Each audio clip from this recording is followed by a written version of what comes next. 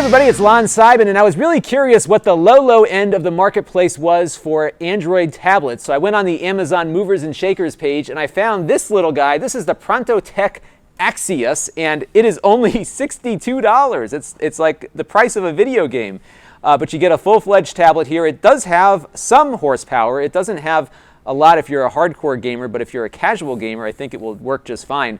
Really, probably a good choice for parents of children who don't want to have $500 tablets or more destroyed by them or stolen at school or something like that. It has a Cortex A8 1.2 gigahertz processor on board, so I'm running one of these 3D marks, and I average between like 10 to 20 frames per second. It's usually on the lower end of that estimate. As you can see, as more things come on the screen, it tends to slow down a little bit, but not too bad. It only has 512 megs of RAM, so that will limit a lot of the newer, more advanced software from running on it, but a lot of stuff on Android will run just fine with it, so I don't think you're going to have too many issues. It has the official Google Play Store on there as well. The screen resolution is very low. It's 800 by 480, so it's not good for reading. It's going to be some issues there, and I'll show you those in a minute. And it has 4 gigabytes of onboard storage. The battery life is about 3 hours, they say, on their specs, and I would say that's probably about right. When you really tax it with this kind of stuff, it really starts to drain pretty quickly. So you're not going to get like an iPad or a Samsung Note kind of use out of it, but you'll certainly be able to use it. And I've been pretty impressed with just its overall usability, especially for the cost. So let's take a look at the hardware. The screen here, as I said, is an 800 by 480. It's very directional, so you have to look at it almost head on in order to really get a good view of it. And I found when it's in this portrait orientation, text looks really weird on the screen. So when you're on like browsing the web or something like that, it looks just a little bizarre. So I haven't been too impressed with how the portrait reading goes. It does look a little bit better when you're in landscape. It just kind of gets, you get like these weird colors on there and stuff, not even with this background, just when you're looking at a white page. It's hard to show on camera, but it was not a very comfortable reading device, especially in portrait mode. But hardware-wise, it's got some ports on board. It's got a USB port here for charging. It has a USB host adapter, and we're going to show you how that works with this Nintendo joystick in a second.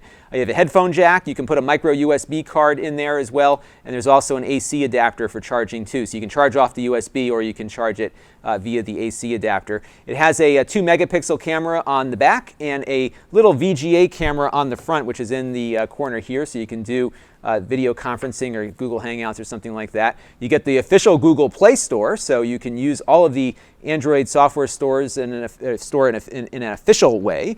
So it's definitely useful in that regard. It has all the official Google stuff on it. And beyond that, it just seems to work pretty darn well. I'm actually really surprised that you can get a useful tablet for $62. And I think perhaps the low price also sets low expectations. So I'm going to now pop in this controller into this USB host port. And this host port will support other USB devices that Android would generally support. So memory sticks would probably work. You could probably plug in a keyboard, all sorts of things. What I'm going to do real quick, though, is load up this emulator here. This is a Nintendo emulator, and I am a big fan, as you know, of retro video games. And I was curious to see if I could use my retro USB device and this Nintendo controller. I reviewed this earlier in a prior video, so you can check that out. It's a really cool device. Okay, I hit the wrong key, so I just figured I would speed this up a little bit. But here you go. You can load up Mega Man 2, which was one of my favorites on the old Nintendo. And as you can see here, I'm able to control it via USB and get all that working. So pretty cool way to get a tablet going for under $65. It's really kind of a neat device, and I was impressed that it works as well as it does. Overall, I think it's a pretty good little tablet. If you're looking for something somewhat useful, this is definitely somewhat useful, and I think you can run a lot of Android software on it quite effectively. Certainly not going to be as good as the stuff you can buy for a couple $100 more, but for $62, which is what it was going for when I bought it, I think this is a pretty good deal. This is Lon.TV. Thanks for watching.